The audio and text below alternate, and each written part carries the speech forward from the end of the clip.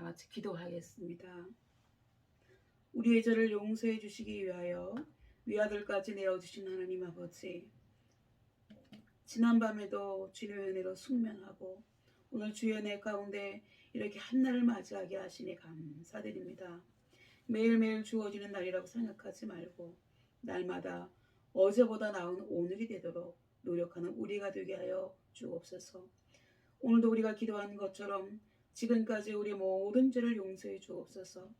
바라오기는 이제 코로나 백신 접종이 시작되어서 접종을 하오니 접종이 마칠 때까지 우리 부대원들 한 사람도 이상 반응이 일어나지 않게 해주시고 또는 온 국민에게 바람직한 항체가 형성되게 도와주옵소서. 이 시간도 우리 가운데 찾아오셔서 우리를 만나주시고 우리를 위로하시며 우리의 기도에 응답하여 주옵소서. 우리가 속한 교회를 지키셔서 항상 은혜와 감사가 넘치게 하옵소서. 우리가 속한 대대를 지키셔서 늘 안전하게 하여 주옵소서. 코로나로 힘들어하는 우리나라와 민족을 지켜 주옵소서. 이 시간 저희가 드리는 찬송과 기도와 예물을 받으시오며 오늘도 예비하신 말씀과 은혜를 베풀어 주옵시고 이 예배에 성령님의 임재하심이 함께 하옵소서. 예수님의 이름으로 기도드립니다. 아멘. 오늘 이 예배에 참여하신 여러분을 주님의 이름으로 환영합니다. 여러분 반갑습니다. 오늘 말씀의 제목은 임계점을 지나자입니다. 오늘은 유다왕 아사에 관련된 말씀을 가지고 은혜를 나누고자 합니다. 성경은 아사왕에 대해서 아주 좋은 평을 하고 있습니다.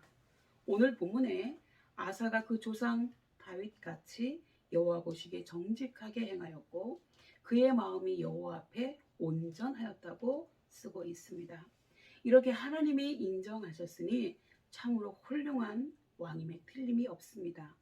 아사가 유다를 41년간 통치했다고 되어 있는데 이것은 두 번째가는 긴 통치 기간입니다.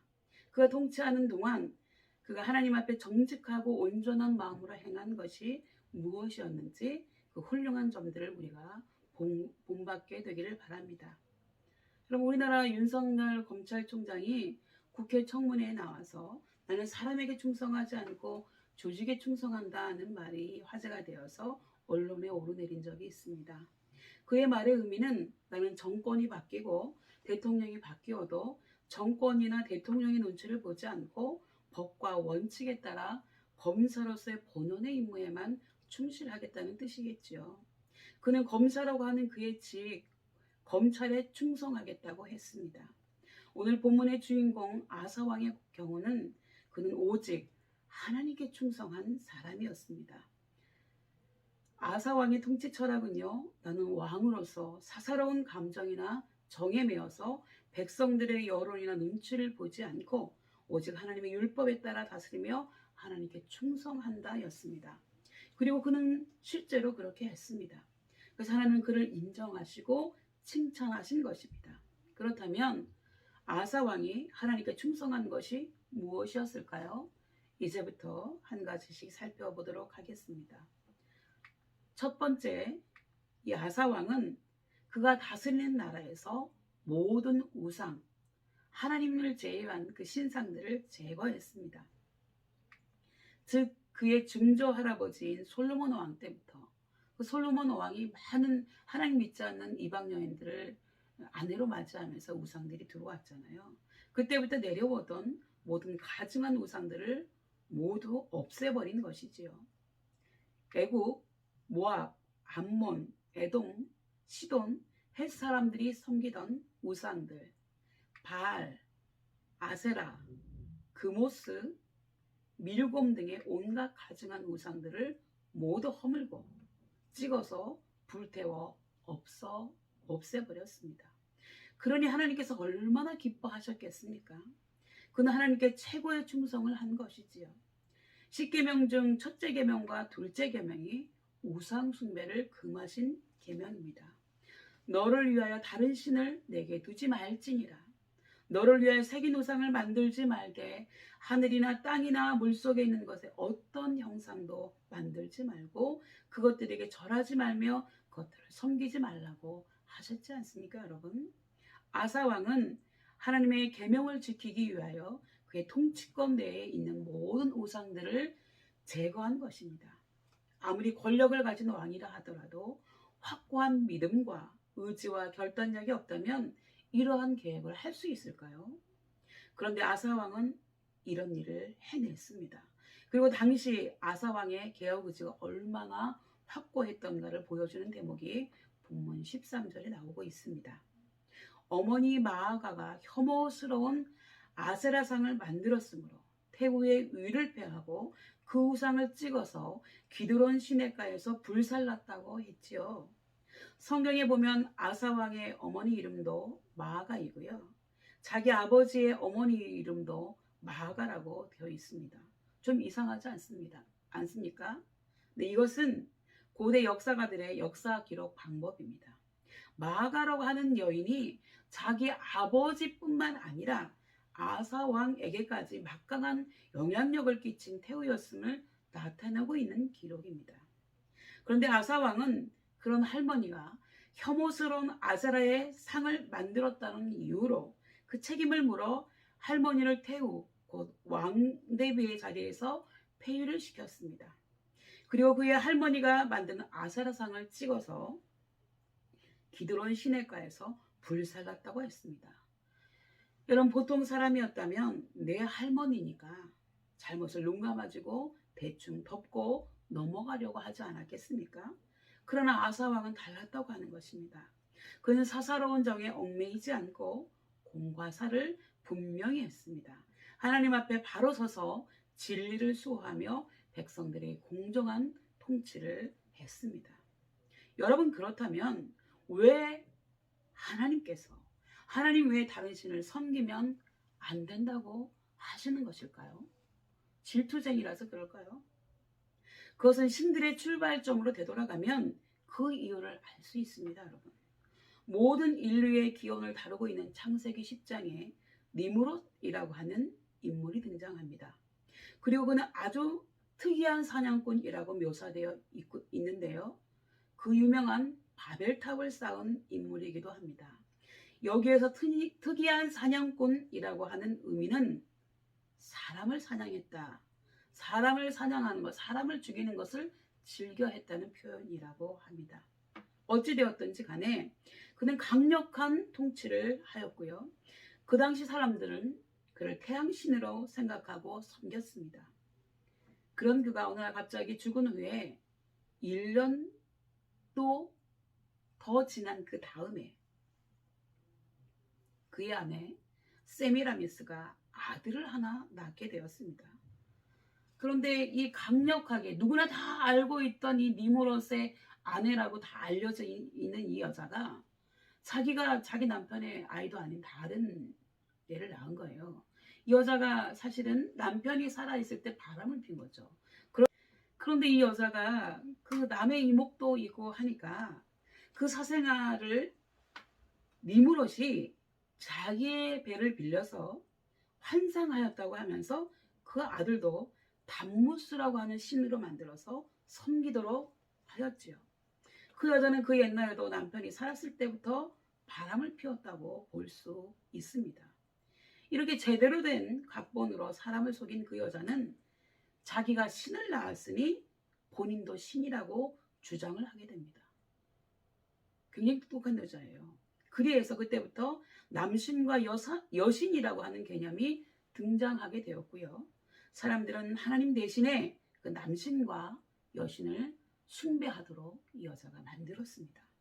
따라서 신이라고 하는 것의 출발 자체가 매우 우스꽝스러운 사기극일 뿐만 아니라 남편이 살아생전에 바람을 피운 여자가 만든 신이기 때문에 그 신을 섬기는 방법 또한 매우 이상하다고 하는 것입니다. 그러나 그러한 진실을 아는 사람들이 다 죽고 그 여자가 만든 신을 섬기는 풍습만 남아서 계속 그것을 섬기고 있으니까 하나님께서 얘들아, 니네가 옛날에 살아보지 않아서 모르는데 제발 그것 좀 섬기지 마라. 그거 다 사기다. 이렇게 말씀하시는 거예요. 그 여자가 만든 거야 라고 말씀하시는 겁니다.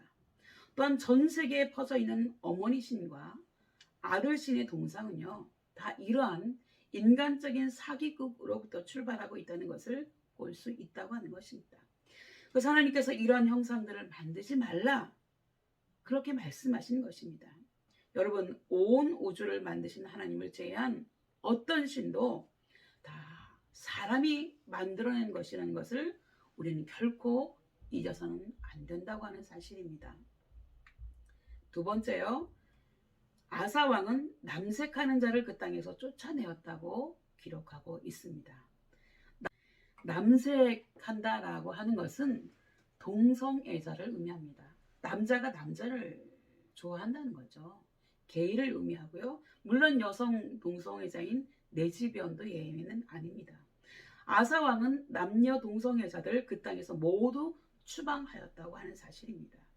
위에서 말씀드린 것처럼 강력한 도시국가의 왕이었던 니무롯이라고 하는 사람의 아내가 자기가 낳은 사생아를 정당화시키기 위해서 만들어낸 것으로부터 시작된 신을 섬기는 가나안 원주민들의 종교의식이나 성풍속은 음란하기 그지없어서 차마 입에 담을 수조차 없을 정도였습니다. 여러분, 그렇게 남신과 여신을 섬기는 그런 신전의 창녀, 거기서부터 매춘이 시작된 거고요. 그 여신을 섬기는 신전의 그 아동, 미동들, 그 아이들로부터 남색이 시작된 거예요. 여러분이 동성애가 어디서부터 출발했는지, 그 창녀가 어디서부터 출발했는지 그것을 알아야 됩니다. 여러분, 그랬고요. 하물며 짐승들도 근친교배를 피하는데 타락한 인간들은 근친상간은 물론이고 짐승들과도 더러운 짓을 했으니까 사실 짐승만도 못하다고 할 수 있겠습니다. 그리고 하나님이 가나안 원주민들을 멸절시키라고 말씀하신 이유도 가나안 땅에 들어가서 살아야 할 이스라엘 백성들이 그들의 그 혐오스러운 우상 숭배, 이렇게 지저분하게 섬기는 거 있죠. 그 다음에 음란한 성문화에 오염될 것을 우려하셨기 때문에 그렇습니다. 그리고 여러분, 세 번째는요, 아사 왕은 에디오피아와의 전쟁에서 기도로 100만 대군을 물리쳤다고 하는 사실입니다. 똑같은 내용을 기록하고 있는 역대기인 역대하 14장에 보면 지금부터 2900여 년 전인 BC 900년경 구스, 곧 오늘 에디오피아 사람 세라가 100만 대군과 병거 300승을 거느리고 유다를 치려고 유다 평화 마레사에 이르게 됩니다. 마레사는요, 오늘의 헤브론 서북쪽 약 22km에 위치한 군사적 요충지였습니다. 아사 왕은 가만히 앉아서 당할 수만은 없어서 그도 군사를 거느리고 마레사의 스바다 골짜기에 진을 쳤고요. 이때 아사는 여호와 하나님께 큰 소리로 기도했다고 했습니다. 그렇다면 아사 왕은 왜 하나님께 큰 소리로 부르짖었을까요? 그 이유는 아사 왕이 적군을 바라보니까 이 넓은 마레사 벌판을 적군 100만 대군이 뒤덮고 있는 모습이 너무나 기가 막힌 거예요. 100만 대군이면 우리나라 전 병력 53만 5천 정도 되는데 여기 배에 해당되는 엄청난 병력이라고 할 수 있습니다. 뿐만 아니라 적군들은 지금의 최신의 전차에 해당하는 병거 300승까지 전선에 배치해두고 있었습니다. 아사 왕은 자기 군대가 적군의 절반 58만 명밖에 되지 않고 무기도 칼과 창과 방패가 전부였기 때문에 두려워할 수밖에 없는 거죠. 이 전쟁은 마치 기울어진 운동장에서 싸우는 것 같아서 승산이 없다고 판단되었을 것입니다. 피할 수 없는 전쟁을 눈앞에 두고 있는 아사 왕으로서는 두렵고 앞이 캄캄하고 절망적인 상황에서 하나님께 울면서 큰 소리로 기도하는 방법밖에는 없었습니다. 그래서 하나님께 SOS를 친 것입니다. 그렇다면 그가 뭐라고 하나님께 SOS를 쳤을까요? 역대하 14장 11절에 아사 왕은 하나님께 이렇게 부르짖었다고 했습니다. 여호와여, 강한 자와 약한 자 사이에는 주밖에 도와줄 이가 없사오니 우리 하나님 여호와여 우리를 도우소서. 우리가 주를 의지하오며 주의 이름을 의탁하고 이 많은 무리를 치러 올라왔나이다. 여호와여 주는 하나님이시오니 원컨대 사람으로 주를 이기지 못하게 하옵소서라고 기도했다고 했습니다. 아사 왕의 이 짤막한 기도 속에는 하나님을 향한 그의 간절함과 다급함과 절박함이 그대로 담겨져 있습니다. 그렇다면 아사 왕의 기도는 과연 응답이 되었을까요? 여러분, 여호와께서 에디오피아 대군을 아사 왕 유다 앞에서 쳐서 패하게 하시니 적군이 후퇴했고 유다군이 추격하니 적군이 엎드러지고 살아남은 자가 없었다고 했습니다. 그렇다면 군사력이 절대 열세인 유다 병력이 어떻게 100만이나 되는 적군을 물리칠 수 있었을까요? 어떻게 이런 일이 가능했을까요? 그것은 하나님께서 천사들을 보내셔서 적군들과 싸워서 적군들을 절멸시켜 주셨기 때문이라고 많은 주석가들이 이야기하고 있습니다. 그리고 성경에는 이러한 기적적인 일들이 셀 수 없이 많이 등장하고 있습니다. 하나님이 1차적으로는 아사 왕의 군대를 하나님의 군대처럼 사용하셨다고 볼 수 있고요. 2차적으로는 인간의 눈에 보이지 않는 천사들을 지원군으로 보내셔서 적군들을 쳐서 전멸시켰던 것이지요. 이렇게 그의 기도는 즉시 응답을 받아서 아사 왕의 유대 군대가 대승을 거두게 되었습니다. 여러분, 우리가 위급한 상황에서 기도하면 하나님도 급하게 응답해 주실 줄 믿습니다. 이 전쟁에서 승리한 유다 군대는 적군들로부터 엄청난 전리품들을 챙겨왔다고 했습니다. 그리고 아사의 군대가 에디오피아의 100만 대군을 물리친 것은 역사적으로도 유명한 전설이 되었습니다. 왜냐하면 유다 군사들이 성 밖으로 나와서 벌판에서 적군들과 싸워서 이긴 적이 지금까지 없었기 때문에 그렇습니다. 이 전쟁에서 아사 왕이 대승을 거둔 이후에 그 이후 300년 동안은 다시는 인근 세력들이 유다를 넘보지 못할 정도로 큰 타격을 입힌 전쟁이 되었습니다. 그리고 하나님께서 그날 사면 모든 백성들이 이 유다를 두려워하게 하셨기 때문에 감히 유다를 치려고 넘보는 나라나 민족들이 없었다고 하는 사실입니다. 여러분, 그러나 그러한 그에게도 크나큰 위기가 찾아오게 됩니다. 그것은 바로 북방 이스라엘의 왕 바하사가 쳐들어온 것입니다. 이 이스라엘이 우리나라처럼 남북으로 갈라져 있었는데 북방의 왕인 바하사가 쳐들어왔다고 하는 것입니다. 바하사는요, 라마의 성을 건축했습니다. 이 보시면 유다와 이스라엘의 접경 지역에 이 라마라고 하는 지역이 있는데 여기에 성을 건축하는 거예요. 그것이 교통의 요충지이다 보니 아사 입장에서, 아니 남유다 입장에서는 목숨줄이 막히는 것처럼 느껴졌을 것입니다. 아사 왕은 바하사가 쳐들어오기 이전까지는 하나님을 온전하게 섬겼습니다. 아니, 온전히 섬겼다고 스스로 생각했습니다. 그런데 바하사는 자신을 공격해 왔고요. 하나님은 막아주셔야 하는데 아무 소식이 없는 것처럼 느껴졌다고 하는 사실입니다. 여러분, 우리도 그런 때가 있지 않습니까? 하나님 앞에 기도하면 다 들어주신다고 했는데 내가 아무리 기도해도 하나님이 안 들으시는 것 같아요. 이 아사 왕이 이러한 단계에 처해 있었다고 하는 것입니다. 아사 왕 입장에서는 하나님께서 빨리 해결책을 주셔야 하는데 그 해결책이 나올 기미가 보이지 않는다라고 생각했을 가능성이 크다고 볼 수 있습니다. 하나님만을 의지하며 소신을 가지고 단행되었던 종교개혁은 이렇게 바하사가 쳐들어온 이후에 완전히 끝이 났고요. 아사왕은 더 이상 하나님을 의뢰하기보다는 세상의 방법, 인간 왕국이 취할 수 있는 가장 효과적인 방법을 찾아 나서게 되었습니다. 교회 다니다가도 이런 일이 벌어지는 상황이 발생할 때가 있죠.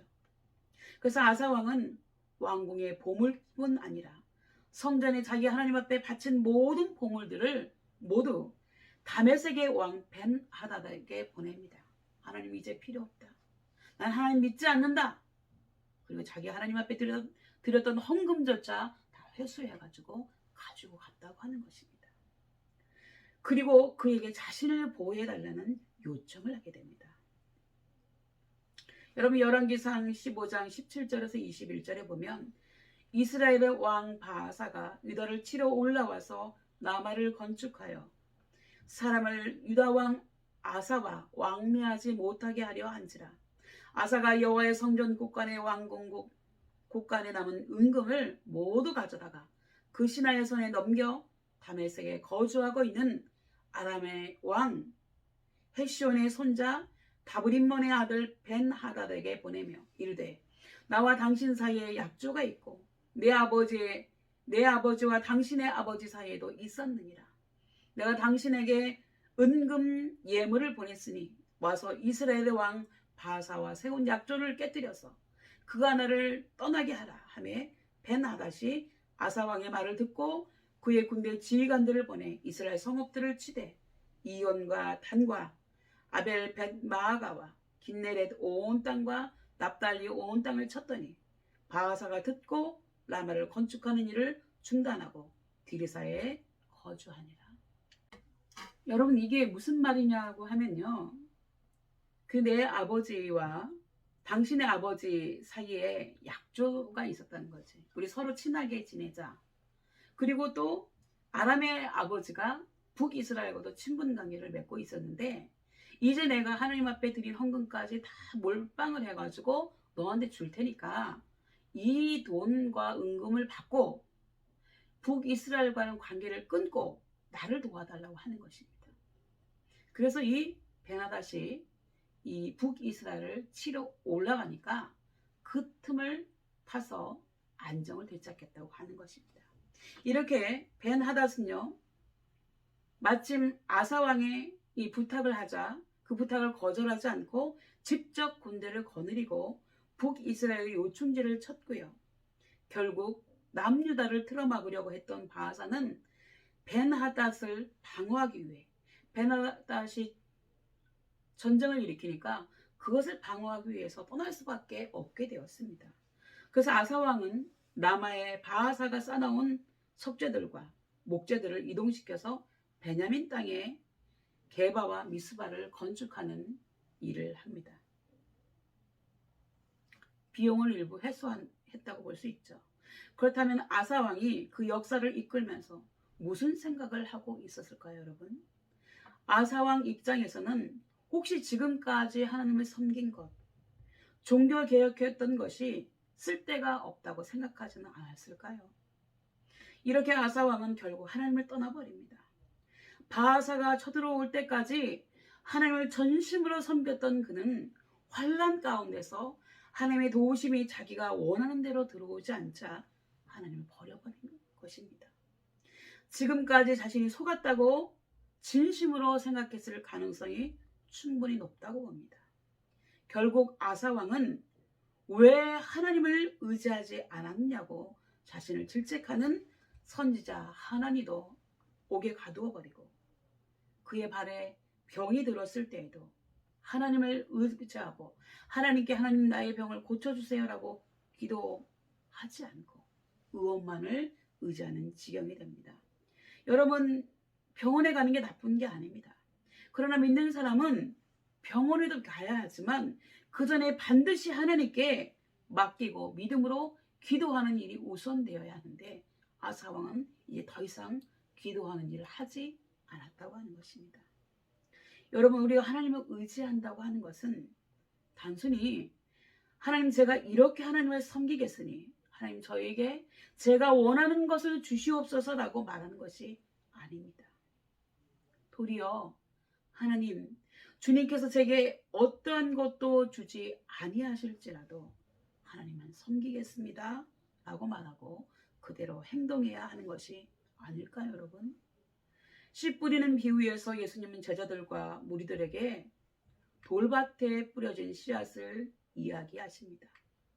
자양분이 있어서 그 씨앗은 자라기는 하지만 세상에 환난이나 박해가 올 때 곧 넘어지는 자를 예수님께서는 말씀하셨는데 아사왕이 바로 그러한 존재였던 것입니다.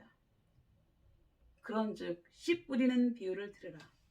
아무나 천국 말씀을 듣고 깨닫지 못할 때는 악한 자가 와서 그 마음에 뿌려진 것을 빼앗나니 이는 곧 길가에 뿌려진 자요 돌밭에 뿌려졌다고 하는 것은 말씀을 듣고 즉시 기쁨으로 받되 그 속에 뿌리가 없어 잠시 견디다가 아사왕의 경우죠. 말씀으로 말미암아 환난이나 박해가 일어날 때에는 곧 넘어지는 자요. 가시떨기에 뿌려졌다는 것은 말씀을 들으나 세상의 염려와 재물의 유혹에 말씀이 막혀 결실하지 못하는 자요. 좋은 땅에 뿌려졌다고 하는 것은 말씀을 듣고 깨닫는 자니 결실하여 어떤 것은 100배, 어떤 것은 60배, 어떤 것은 30배가 되느니라 하시더라. 여러분, 오늘 말씀을 정리하겠습니다. 용두삼이라고 하는 사자성어가 있습니다. 기독교적으로는 그리 바람직한 비유는 아닙니다만 어찌되었건 그 뜻은 머리는 용인데 몸뚱아리는 뱀이더라 하는 말입니다. 꼬랑지는 뱀이라고 하는 것입니다. 그리고 이 말의 뜻은 시작은 거창했지만 마지막에는 별 볼 일 없다라고 하는 의미입니다. 여러분 무슨 일이든지 간에 시작은 매우 중요합니다. 그러나 시작보다 더 중요한 것은 끝맺음이라고 하는 사실입니다. 어떤 일이건 사람 간의 관계이건 간에 끝이 좋아야 합니다. 그런데 아사왕은 시작은 너무나 훌륭하게 시작했습니다. 그의 아름다운 시작은 감히 용기가 없어서 도전도 하지 못하는 사람들과는 너무도 비교가 안 될 만큼 훌륭했습니다. 그래서 하나님도 그를 칭찬하시면서 그가 하는 일에 복을 주시고 늘 도와주셨습니다. 그런데 문제는요, 그가 심각한 어려움에 부딪혔을 때입니다. 옛말에 사람은 어려울 때 그 진가가 드러난다고 합니다. 좋을 때야 다 누구나 비슷하죠. 그러나 어려움이 닥치면 진정한 그 사람의 진가를 알아볼 수 있다고 하는 것입니다. 사람과의 관계에서처럼 하나님과의 관계에서 아사왕에게 위기가 찾아왔다고 하는 것입니다.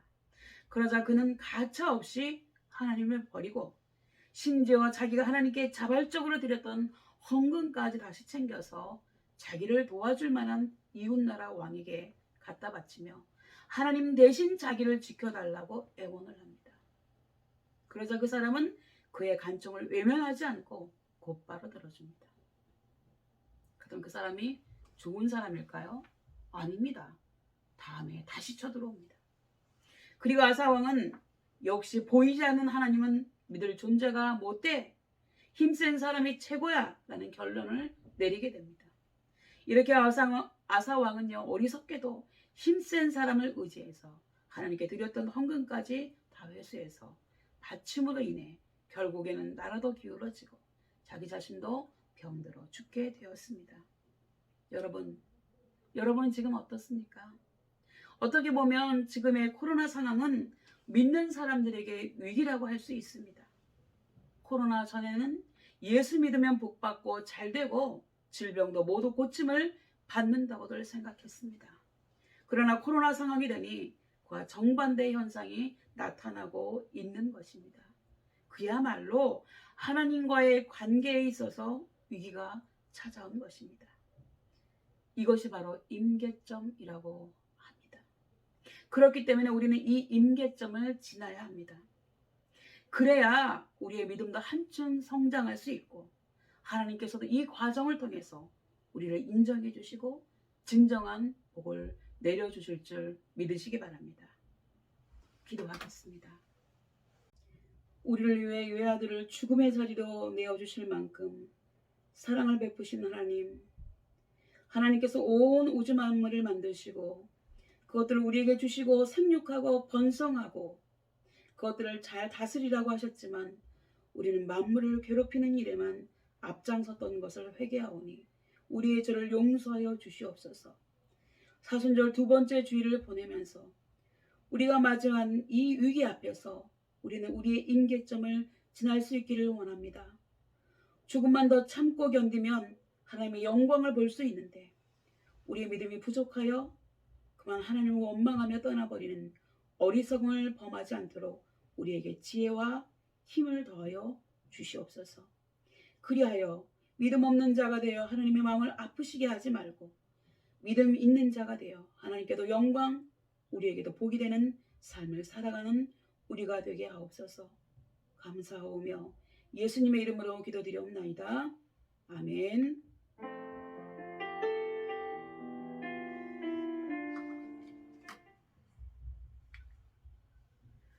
아무것도 두려워하지 말라, 두려워 말라 찬양하겠습니다. 다 같이 한 목소리 찬양하겠습니다.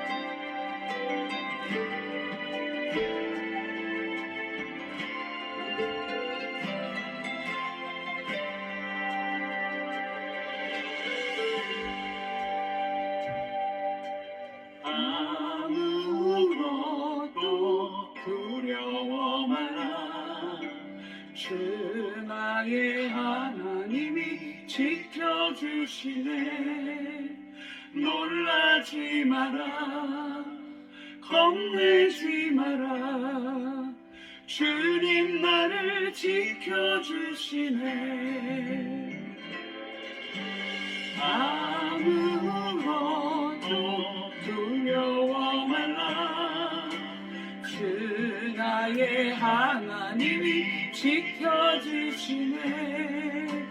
놀라지 마라, 겁내지 마라. 주님 나를 지켜주시네. 내 맘이 힘에 겨워 지칠지라도 주님 나를 지켜주시네. 세상의 험한 꿈과 멀어질 때도 주님 나를 지켜주시네. 주님은 나의 산성, 주님은 나의 요새, 주님은 나의 소망, 나의 힘이 되신 여호와.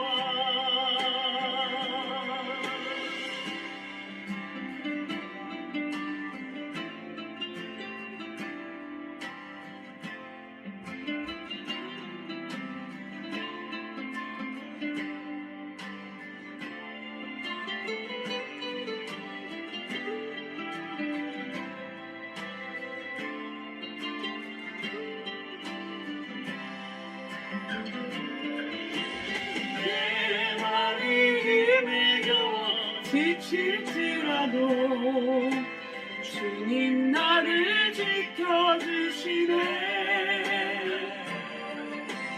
세상의 험한 꿈과 멀어질 때도 주님 나를 지켜주시네.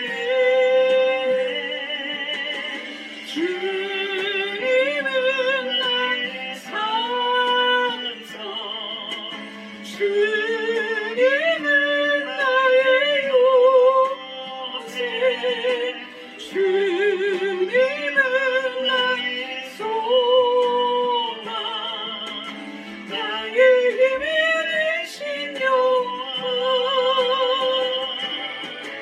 주님은 나의 산성,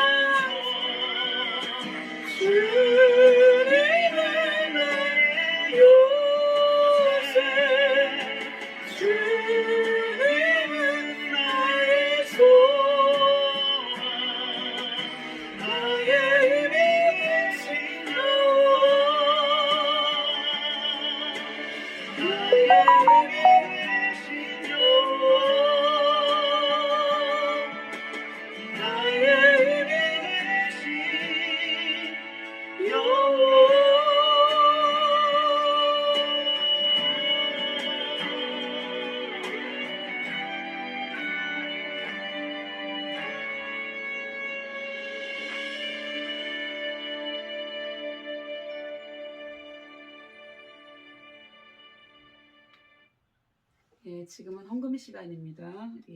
늘 말씀드린 것처럼 하나님 앞에 감사의 기도 제목 올려드리겠습니다. 하나님 감사합니다. 하나님 코로나 상황에도 지켜주시고 우리가 이렇게 예배할 수 있어서 감사합니다. 여러 가지 감사의 기도 제목 올려드리겠습니다.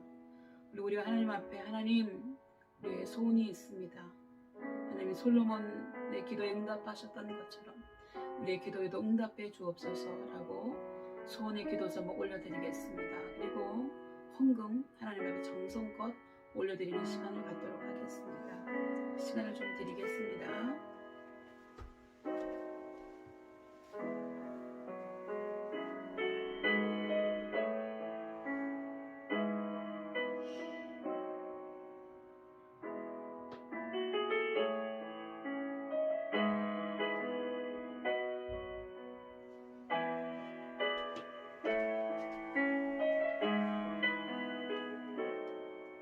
기도하겠습니다.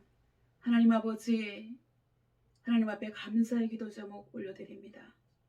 하나님께서 우리 하나님 아버지 감사의 기도 제목 올려드린 손길들 위해 주님 축복하여 주시고 더욱더 큰 감사가 넘쳐날 수 있도록 은혜를 더하여 주시옵시고 또 소원의 기도 제목 올려드린 우리 모든 손길들 위해 주님께서 은혜를 더하여 주셔서 하나님 아버지 수많은 소원의 기도들이 하나님 안에서 온전히 응답되어지는 귀한 역사가 있게 해 주옵소서.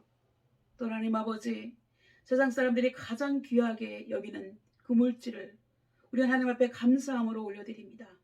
하나님 아버지 이 예물이 쓰여지는 곳에 하나님 놀라운 역사가 있게 해주시고 날마다 하늘의 신령한 것과 땅이 기름진 것으로 채우시고 도와주옵소서. 축복하고 감사드리며 예수님의 이름으로 간절히 기도드리옵나이다. 아멘.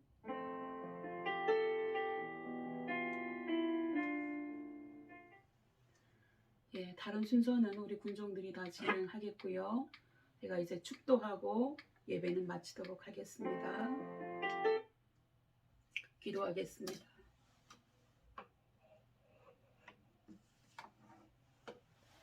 다 같이 기도하겠습니다.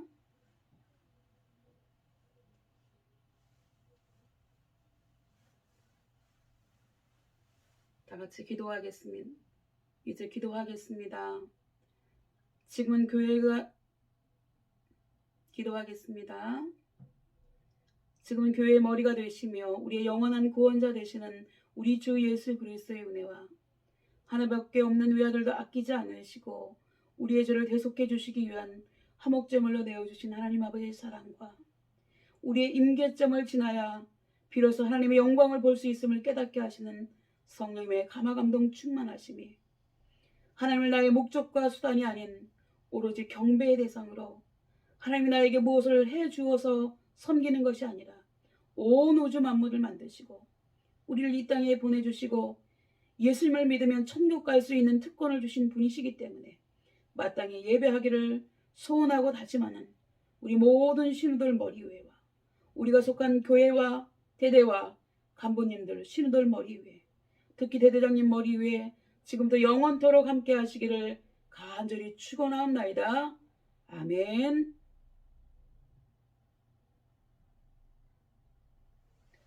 여러분 예배는 마쳤습니다. 여러분 기도 많이 하셔서 다음 주에는 꼭 뵐 수 있기를 바랍니다. 여러분 사랑하고 축복하고 우리 수고하는 군종들 또 간부님들을 감사합니다.